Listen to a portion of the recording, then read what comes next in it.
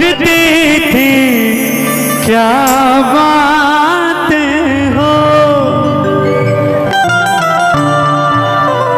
कि कहती थी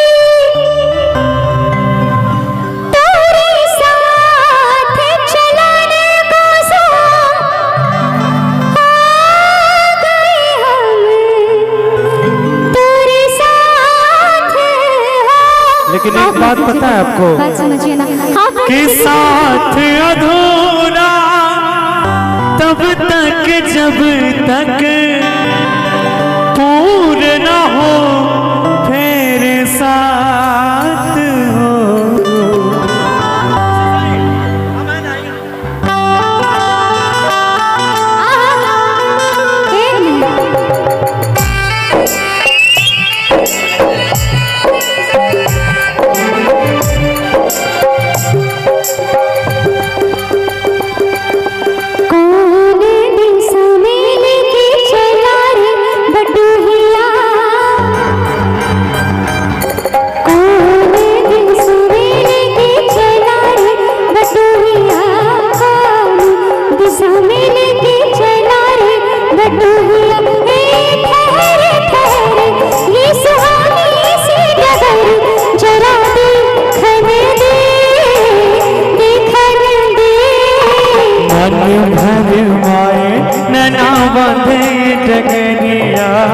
मन भर माए नैना बांधे डगरिया कहीं गए जो ठहर दिन जाएगा गुजर गारी हाँ कर दे हाँ कर दे।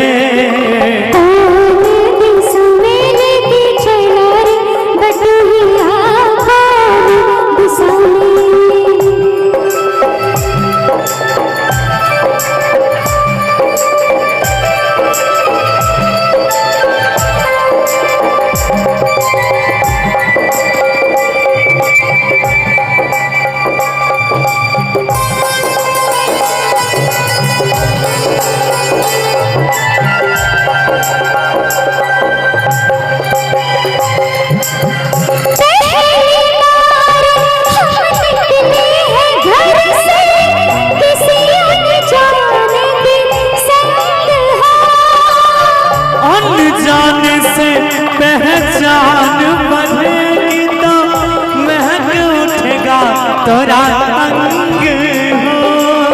महक से तो महक न जाना, महक से तो महक न जाना, ना करना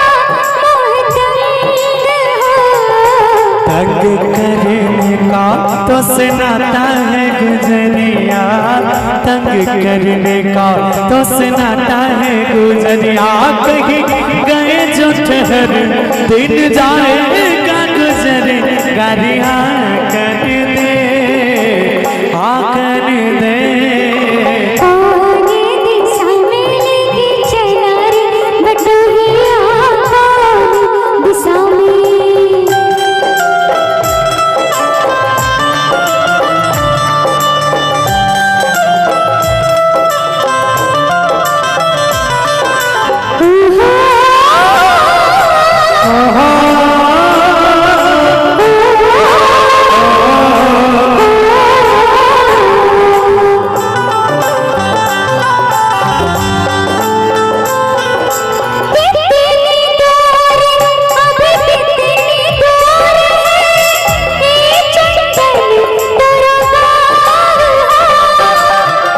कितना अपना लगने लगे जब कोई बुलाए लेके नाम हो।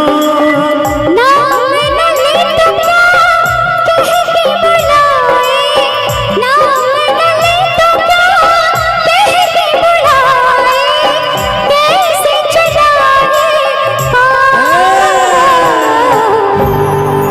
अब बिना नाम के काम कैसे चलेगा। अच्छा सुनिए ना कहिए ना। नाम में नाम के बदले भी कुछ आप कह सकते हैं क्या। वो तो कहती कि बाबू सोना चाहे बॉयफ्रेंड कहो गोरिया बाबू सोना चाहे बॉयफ्रेंड कहो गोरिया कि क्योंकि वो जमाना चला गया जब साथी मितवा और अनारी होते थे।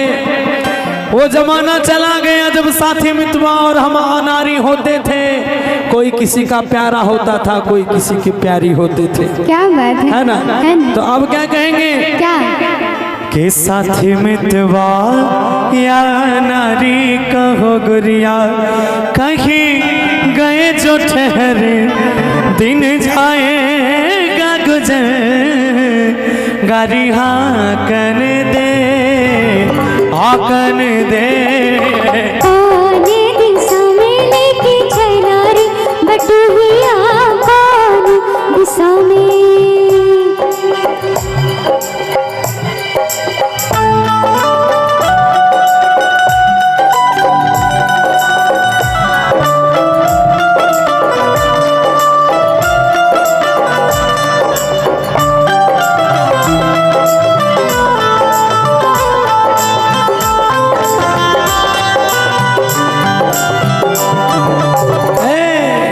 अब हम इनसे क्या कहेंगे? क्या कहेंगे? बड़ा प्यार से इनसे क्या कहेंगे क्या? कि आए कन्या आगे मागे मागे कि आए कन्या उस दिन तोरी संख्या करती थी क्या बात हो।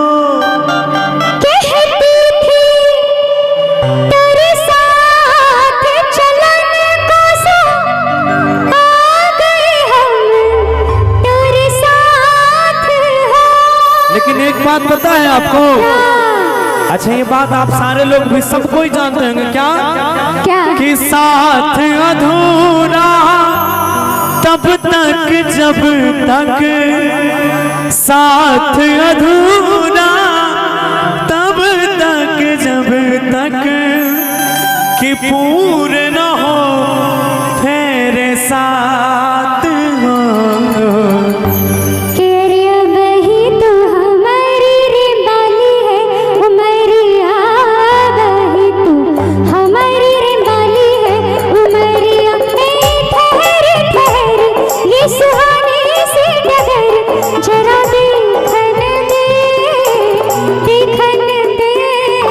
मन भर माए नैना बांधे डगरिया, मन भर माए नैना बांधे डगरिया, कहीं गए जो ठहर दिन जाए गुजर, गारी हाँ